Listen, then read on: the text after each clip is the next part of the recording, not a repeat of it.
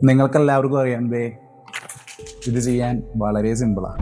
ആ വീഡിയോ കണ്ടപ്പോൾ നിങ്ങൾക്ക് മനസ്സിലായിട്ടുണ്ടാവും ഇതൊരു നോർമൽ വീഡിയോ എടുത്തിട്ട് റിവേഴ്സ് ചെയ്തിരിക്കുകയാണുള്ളത്. ക്യാപ്കട്ടിൽ ഒരു വീഡിയോ റിവേഴ്സ് ചെയ്യാൻ വളരെ സിമ്പിളാണ്.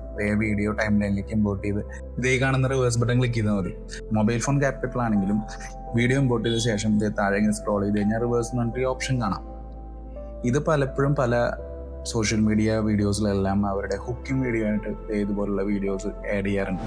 ഇന്നത്തെ ട്യൂട്ടോറിയൽ ഇത് തന്നെയാണ്, റിവേഴ്സിങ് എ വീഡിയോ. പക്ഷേ ഇതിനെക്കുറിച്ച് അധികം ഡീറ്റെയിൽ ആയിട്ട് പറയാനില്ലാത്തതുകൊണ്ട് ഇത് വളരെ ബ്രില്യൻ്റ് ആയിട്ട് ഉപയോഗിച്ചിട്ടുള്ള 1-2 സ്ഥലങ്ങൾ ഞാൻ പറഞ്ഞുതരാം. അത് ഒന്നാമത്തത് ക്രിസ്റ്റഫർ നോളൻ്റെ ദ ടെനറ്റ് എന്ന് പറഞ്ഞ ഈ മൂവിയിലാണ്. ഇതിൽ പല റിവേഴ്സ് ഫൈറ്റും അതുപോലെ റിവേഴ്സ് ചെയ്തിട്ടുള്ള ചേസിങ് എല്ലാം നമുക്ക് കാണാം. ഇത് വളരെ ബ്രില്യൻ്റ് ആയിട്ട് ഇത് സ്റ്റോറി ലൈനിനോട് ബ്ലെൻഡ് ചെയ്യുന്ന രീതിയിൽ അവർ ഉപയോഗിച്ചിട്ടുണ്ട്. ഇനി നമ്മുടെ ഇന്ത്യൻ സിനിമയിലേക്ക് വരികയാണെങ്കിൽ ഇത് ഏറ്റവും കിടിലനായിട്ട് ഉപയോഗിച്ചിരിക്കുന്നത് നമ്മുടെ ഉലകനായകൻ കമലഹാസനാണ്. അദ്ദേഹത്തിന് മന്മഥൻ അമ്പ് എന്ന മൂവിയിലെ നീലവാനം എന്ന് പറയുന്ന സോങ് ഉണ്ട്. യൂട്യൂബിൽ നോക്കി നമുക്ക് കാണാം. ഈ സോങ്ങിൻ്റെ തുടക്കം മുതൽ അവസാനം വരെ ഇതിങ്ങനെ റിവേഴ്സിലാണ് ഈ സോങ് പോയിക്കൊണ്ടിരിക്കുന്നത്.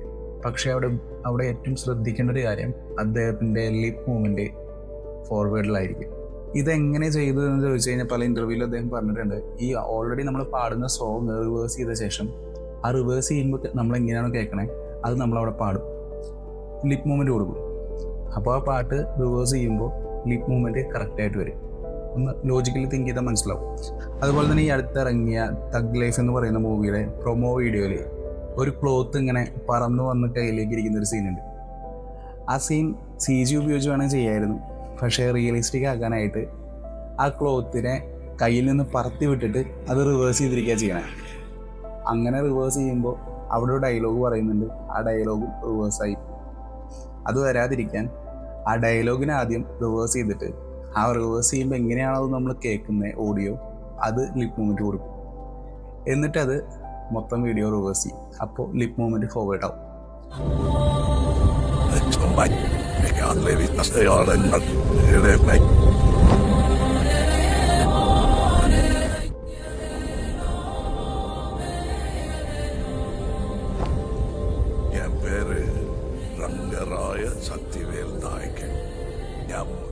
ഇങ്ങനെയൊക്കെ കിടിലനായിട്ട് ഉപയോഗിക്കുന്നതുകൊണ്ടായിരിക്കും അദ്ദേഹത്തിന് ഉലകനായകൻ എന്ന പേര് പറയുന്നത്.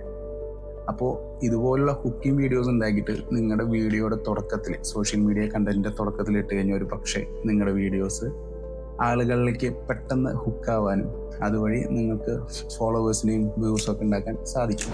ഇതുപോലുള്ള ഇൻട്രസ്റ്റിംഗ് ടിപ്സിനെ ഫോളോ ചെയ്തോളൂ. മാത്രമല്ല നിങ്ങൾക്ക് ഏതെങ്കിലും വീഡിയോസ് ഞാൻ എഡിറ്റ് ചെയ്ത് തരണം എന്നുണ്ടെങ്കിൽ എന്നെ DM വഴി കോൺടാക്ട് ചെയ്യാം. വാട്സപ്പ് നമ്പർ ഞാനിവിടെ കൊടുക്കുന്നുണ്ട്.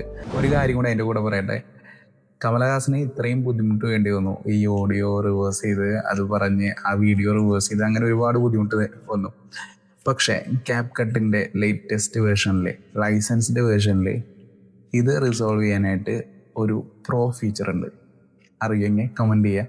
ഇല്ലെങ്കിൽ ഞാൻ എൻ്റെ Instagram ചാനലിൽ അത് കൊടുത്തേക്കാം. അപ്പോൾ മറ്റൊരു വീഡിയോയിൽ കാണാം. ബൈ.